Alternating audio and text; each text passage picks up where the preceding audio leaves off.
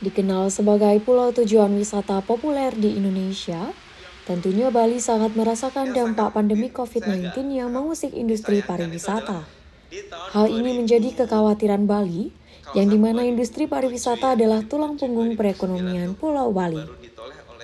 Pulihnya Pulau Dewata dari pandemi COVID-19 membangkitkan semangat UKM untuk terus bertumbuh dan menggali potensi juga peluang yang bisa digunakan untuk mengembangkan bisnis. Hal serupa diupayakan dengan berbagai pelatihan, edukasi, dan strategi pemasaran yang perlu diperhatikan para pebisnis UKM Bali. Sejalan dengan pengembangan inilah, JNE sebagai perusahaan layanan logistik menghadirkan JNE Kolaborasi ngajak online 2023 Kota Denpasar pada Rabu 30 Agustus 2023 di Debras, Bali. Denpasar dengan menghadirkan narasumber dari brand manager Pitokantropus dan Etnologi Bobby Eko, serta konten creator dan owner Sing Main-Main Go Andik. Setelah roadshow di 9 kota sebelumnya, yaitu Jakarta, Bandung, Semarang, Surabaya, Yogyakarta, Makassar, Medan, Pontianak, Palembang, kini Kota Denpasar menjadi kota terakhir berjalannya roadshow JNE Kolaborasi Ngajak Online 2023 yang dilaksanakan bersama M Corp untuk keseluruhan roadshow. Kepala Cabang Utama JNE Denpasar, Nyoman Alit Septiniwati mengungkapkan, saat ini Bali sudah kembali pulih dengan baik semenjak pandemi COVID-19 2 tahun lalu. Kemeriahan JNE Kolaborasi Ngajak Online 2023 diisi dengan penampilan spesial dari One Ethnic Bali yang merupakan grup musik lokal Bali untuk menghibur para peserta yang hadir. Dalam sesi talk show, Bobby Eko Haryanto dan Go Andik sama-sama mengupas bagaimana cara mempertahankan brand yang salah satunya telah bertahan selama 33 tahun. Pitokantropus yang merupakan brand wastra asal Bali sejak 1990, memiliki tagline Rediscover Indonesia Culture di mana ide tersebut berawal dari awal mula hadirnya manusia di Pulau Jawa dengan budaya yang terus dilestarikan. Sejarahnya udah sampai berdiri 33 tahun ya Pak ya? 33 tahun. Nah, untuk bisa mempertahankan produk UMKM Bapak itu sebenarnya tipsnya tuh apa sih Mas? Yes, untuk kita punya produk kan tadi saya bilang konsisten ya. Betul. Dengan kita punya filosofi dan kita punya konsep tuh Rediscovering Indonesian Culture. Jadi kita pasti nggak akan lari dari konsep perusahaan kita Rediscovering Indonesian Culture itu sendiri. Produknya apa? Kita ada fashion, kemudian ada ini artwork, kemudian ada handicraft, lebih ke Indonesia punya ini culture. Ya. Okay. Ya, Seperti jadi apa yang paling terkenal di produknya? kalau di Apa tempat yang kita menonjol? paling menonjol itu dari motif batik kita sih ya. Motif batik. Karena kita menggali kembali motif-motif batik yang dulu ada di Indonesia dari sekitar 1800-an sampai awal-awal di 1900-an. Basisnya di mana, Pak? Basisnya di Ketewel di Banjarmanyar. Kita alamatnya di sana. Kita ada satu tempat, sebenarnya tempat besarnya kita namanya Masa-Masa. Nah, Masa-Masa itu satu tempat yang kita kelola. Itu ada kita punya tempat jualnya Pitokantropus dan etnologi, kemudian ada galeri kita pusaka, kemudian di tempat itu ada tempat makan, itu juga sebenarnya perwakilan budaya yang di zaman 1800-an yang ada di Indonesia, percampuran macam-macam budaya. Jadi masakan peranakan di sana. Pak, Ya. untuk mengetahui identik bahwa ini adalah produk Bapak gitu, maksudnya produk dari Pitokantropus. Ya. Itu dari segi batik, apa yang menciri khaskan batik dari Pitokantropus ini? Ciri Pitokantropus yang terutama pasti dia tidak mengalami bentuk yang lebih berbeda dari bentuk batik-batik lawas. Itu yang pertama, bentukannya. Jadi kemudian warna masih mencerminkan dari pola dari batik lawasan punya. Jadi karena kita ambil semuanya dari kita ada koleksi-koleksi batik lama itu yang kita gali kembali untuk menjadi landasan kita untuk membangun motif-motif yang kita pakai sekarang. Untuk menghindari terjadinya plagiat itu Pak sendiri itu bagaimana Pak? Mungkin ada yang mencontoh produknya Bapak? Selama ini ada nggak ada pertemuan? Kalau selama ini mungkin belum pernah sih ya, karena kan kita punya pengerjaan juga cukup rumit. Jadi untuk membuat satu motif batik kita sendiri, untuk kita membuat polanya itu kita butuhkan kira-kira 8 bulan sampai 1 tahun. belum. Tangan ini Pak. Iya, kita pakai gambar tangan, kemudian kita aplikasikan ke shape screen. Jadi kita untuk mempreserve, untuk supaya motif-motif batik lama kita yang asli itu tidak punah, karena banyak pekerja batik sekarang itu tekniknya tuh banyak yang sudah hilang, yang tidak lagi bisa dikerjakan di zaman sekarang. Style Pekalongan atau? Stylenya, kalau namanya Pekalongan itu sendiri juga banyak stylenya. Ada stylenya. Ya, jadi Pekalongan itu ada pengaruh Arab, ada pengaruh India, ada pengaruh Cina, ada pengaruh Jepang, tergantung tipe batiknya itu macam-macam kan, tergantung dari zamannya, dari ininya juga beda-beda soalnya. Kalau yang di Kalau yang Ya. punya dari Kita bajakan campuran dari seluruh, campuran. dari sampai Sumatera Dari Sabang sampai sampai Merauke. ya, Oke. enggak, dari sampai Sumatera sampai Jawa. Oh, Sumatera Seluruh, sampai Jawa. ini ya. Untuk di Bali sendiri kenapa Pak? Apa mungkin udah ada Di Bali tidak ada batik sebenarnya kan. Oh, Di iya, Bali iya, kan iya. semuanya tenun atau ini Songket. songket. Ya. Nah, untuk batik Bali Ikat. kita sudah bikin CD-nya. Kita ambil dari untuk mempreserve lukisan Kamasan yang sudah mulai punah dan kita aplikasikan dalam bentuk batik, dan itu sangat booming. Kemarin kita sudah ada 3 motif yang booming, kita nanti akan masuk ke motif keempat. Di samping itu, Bu Andik yang mencetuskan Seng Main-Main menjelaskan bahwa ide bisnis ini keluar karena ketidaksengajaan dari ucapan Bu Andik yang sering ia ucap. Namun, hasil dari ucapan yang tidak ia sengajakan itulah tercipta produk barang berupa kaos yang kini dikenal oleh kalangan anak-anak muda Bali. Yang mau dikit terkait sekarang kan online kan pemain online untuk penjualan kan dilakukan ya beberapa usaha. Nah, bagaimana mengantisipasi untuk tidak terjadinya plagiatan dari produk ini sendiri, seperti apa mungkin? Ya kalau plagiat, memang kalau saya di main-main kan, apalagi saya retail ya, itu sangat erat banget hubungannya kan gitu kan. Dan terus terang aja dari produk saya pun juga dan teman-teman clothing lain itu udah emang banyak banget yang udah bisa bilang dibajak seperti itu. Tapi kalau kita melihat pembajakan ini sebagai suatu hal yang negatif, harapan kita bakal mati di sana.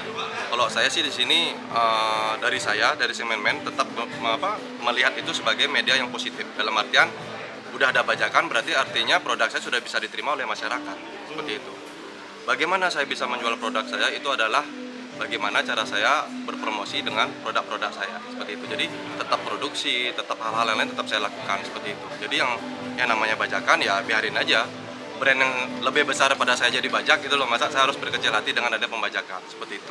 Dan teman-teman saya yang lain di clothing pun juga sama seperti itu juga halnya seperti itu. Jadi melihatnya masih adakah ruang untuk membajak di online itu? Adakah celah? Ada celah, ada pasti beli. Karena tolak ukur saya, selagi produk baru itu dibajak, artinya produk itu sudah diterima oleh masyarakat. Artinya kan orang nggak mungkin mau rugi dia nih, ya kan? Kalau dia bajak, tapi produk yang dibajak itu nggak laku kan buat apa? Gitu loh. Tapi dengan dia membajak ini dia kan berusaha untuk mendapatkan ya value lebih lah buat dia seperti itu. Makanya di situ saya bilang tadi itu, yang penting kita positif aja berpikir. Anggap pembajakan itu adalah sebuah nilai seal untuk kita juga, artinya produk kita sudah diterima oleh masyarakat seperti itu. Antisipasi beli apa dilakukan? Antisipasi Khususnya di online pemasaran. di online yang pertama kalau dari segi legalitas, yang pertama yang sudah saya lakukan adalah ya hak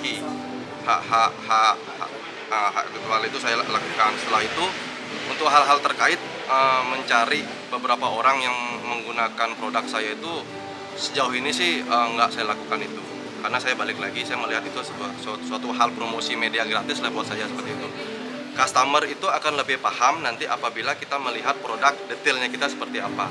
Jadi contoh ini kalau misalnya baju ada tag di belakangnya, kualitas kain, kualitas sablon, itu banyak hal yang harus kita tahu lah detailnya seperti apa. Jadi saya hanya eksistensinya di produk saja yang saya jaga.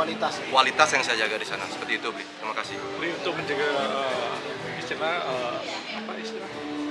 kualitas itu sendiri seperti apa nanti kiat-kiatnya biar masyarakat tahu lebih yang awam terkait dengan produk. Ya, itu balik ke branding. Ya, jadi kita di sosial media dan kita pun juga, saya kebetulan ada di salah satu organisasi PICA, Paribas Indie Clothing Association. Kita memang membuat sebuah pola-pola standar di sana. Contohnya seperti saya bilang tadi, ada tag-nya yang memang harus benar-benar dia punya kualitas, ada kain yang benar-benar punya kualitas dan sablonnya juga kualitas. Terus kan artikelnya juga memang benar-benar mencerminkan bahwa bagaimana dia gambar, bagaimana dia membuat desain itu agak rumit, jadi orang itu bakal susah buat bajaknya seperti itu. Dan yang bisa membandingkan bajakan atau ori itu sebenarnya adalah di shopping bag-nya dia juga salah satunya. Kalau dia beli bajakan mungkin dia sedetail itu memberikan shopping bag-nya beli seperti itu. Kalau Itu sih. untuk komitmennya beli sendiri dalam berkarya seperti apa? Apalagi sekarang kan banyak anak muda juga yang Ya. bisa berkarya gitu. Ya. Seperti apa? Kalau komitmen saya berkarya, apa yang saya suka, baik itu dari segi hobi saya atau apapun itu pasti saya akan jalanin semaksimal mungkin seperti itu. Jadi kalau masalah komitmen, ya komitmen pada diri sendiri saja sih. Kalau memang saya ingin berkembang atau usaha saya ingin berkembang, ya poinnya satu yang niat dulu, yang kedua adalah eksekusi dan eksistensinya harus saya jalan. Kalau kolaborasi sendiri seperti apa? Kolabnya mungkin dengan artis-artis lain. Kalau kolaborasi ya memang saya kan nggak mungkin setiap hari harus kolaborasi gitu, ada dinamika yang saya buat. Contoh ini di momen apa saya kolaborasi dengan si A, si B, si C seperti itu. Itu aja sih yang saya perbuat saat ini. Ya, terima kasih. Terkait belanja ongkir ini seperti ini, seberapa sih berpengaruh sama UMKM? Sangat berpengaruh, apalagi yang namanya gratisan, siapa yang nggak suka gratisan ya gitu kan ya. Jadi menurut saya sih momen atau acara seperti ini lebih ke edukasi ya untuk orang-orang yang menggunakan jasa-jasa dari JNE kan, itu memang benar-benar dibutuhkan banget, apalagi ada produk-produk terbaru seperti ini. Tadi pun juga saya ngomong dengan Pak Tepi kan, mungkin suatu saat nanti cari waktu yang benar kita akan menggunakan kolaborasi lah seperti itu, kerjasama yang bagus seperti apa, karena UMKM ini kan terbatas dengan bagaimana kita bisa jadi kalau kita ngomong penjualan ini nggak cuma di sini aja, nggak cuma di tempat, tapi bagaimana produk ini nyampe ke customer, seperti itu sih menurut saya.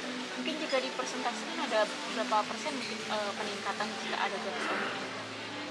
Kalau Yang dalam dirasakan oleh sebenarnya kalau ngomong persentase itu kan harus ada kajiannya, tapi daya beli orang pasti bakal bertambah karena kalau dia belanja lewat kompetitor lain, di situ dia mungkin ada biaya tambahan, tapi dengan bahasanya free, dia kan udah nggak ada beban, jadinya seperti itu sih menurut saya. Lutfi Safitri Zain selaku Head of Rocket Indonesia menambahkan, JNE siap membantu teman-teman UKM untuk turut berkembang dengan program-program yang ditawarkan, salah satunya melalui Rocket Indonesia. Iya, jadi kalau lihat tadi antusiasnya kelihatan antusias ya, karena tadi sesi pertanyaannya bahkan masih di-cut karena waktunya habis, udah nggak ada yang nanya lagi. Jadi memang kalau dilihat pesertanya antusias. Ini kan sebenarnya acara yang kita create dari JNE itu untuk mendekatkan diri dengan UMKM. Karena kan kita perhatiin, ya bahkan kompetitor pun nggak banyak acara kayak gini sebenarnya. Jadi kalau misalkan yang direct langsung ke UMKM kan mungkin teman-teman sekarang lebih banyak jualan di marketplace, tapi kan yang direct langsung ke UMKM kan nggak banyak. Ini salah satu cara kita mendekatkan diri dengan UMKM, jadi kita secara support tuh bisa direct langsung ke mereka, bisa ketemu, bisa ngobrol, bisa kasih support langsung. Dan tadi kalau lihat dari acaranya antusias mereka, bahkan melihat potensi-potensinya juga sebenarnya sangat-sangat besar ya. Makanya tadi kebetulan tadi pagi saya sampai di sini melihat Bali udah makin rame, makin macet ya dari biasanya. Saya terakhir kesini mungkin tahun lalu lebih sepi gitu, di tahun ini udah jauh lebih rame. Dan sayang kalau misalkan UMKM Bali sendiri malah tergeser dengan asing gitu. Jadi kalau buat saya ini cara kita mendekatkan diri supaya apa yang UMKM butuhkan kita bisa dengerin, kita bisa support lebih untuk itu sih. pesertanya UMKM Sebali berarti? UMKM Sebali, karena kan kalau kita, tapi kalau misalkan yang online nasional ya, tapi kalau misalkan offline biasanya dari Sebali aja sih, karena kan ada jarak yang di sini. Terkait JNE Rocket tadi? Ya, JNE Rocket itu, ya, jadi JNE Rocket itu sebenarnya kita ciptakan karena mendengar masukan dari teman-teman juga gitu. Jadi kalau dulu kalau kirim barang instannya pakai kompetitor ya, kita juga pengen bisa kirim pakai JNE juga. Jadi kita pengen mengunci dengan membuat satu ekosistem kiriman. Jadi dari yang instannya pakai Rocket, tapi kita juga punya regular, yes, SS dan segala macam, bahkan ke JNE Arena atau internasional. Jadi memang JNE Rocket itu kita ciptakan untuk teman-teman UMKM itu lebih fokus untuk mengembangkan bisnisnya, tapi untuk pengirimannya biar kita yang handle semuanya. Kalau untuk JNE Rocket ini untuk wilayahnya bagaimana Pak? Berapa jarak jauhnya dan mungkin cara-cara untuk bisa menggunakan? Kalau JNE Rocket sebenarnya sudah ada di 52 cabang JNE seluruh Indonesia, dari Sabang sampai Merauke kita udah ada. Kalau di Bali sendiri itu cara penggunaannya dan semuanya itu melalui aplikasi. Jadi tinggal download di Play Store Rocket Indonesia. Untuk jarak pengirimannya itu kita maksimal di 15 kilo. Jadi kalau misalkan tadi 10 kilo pertama ada 10.000, di next kilo ada 1.500. Jadi lingkupnya memang supaya tetap SLA terjaga, kita set jangan terlalu jauh. Kalau misalnya udah yang jauh-jauh, kita pasti alihkan menggunakan JNE. Kalau JNE Rocket itu sendiri dikhususkan untuk UMKM. JNE Rocket sendiri sebenarnya saat ini kita masih fokus ke UMKM. Kenapa? Karena kita sadar betul secara jumlah armada kita masih terbatas. Jadi kalau kita buka untuk umum itu juga pasti akan menjadi kendala, experience menjadi tidak baik. Tapi kalau untuk UMKM bisa langsung kita bisa lebih direct ke mereka, jadi kita bisa langsung support ke mereka.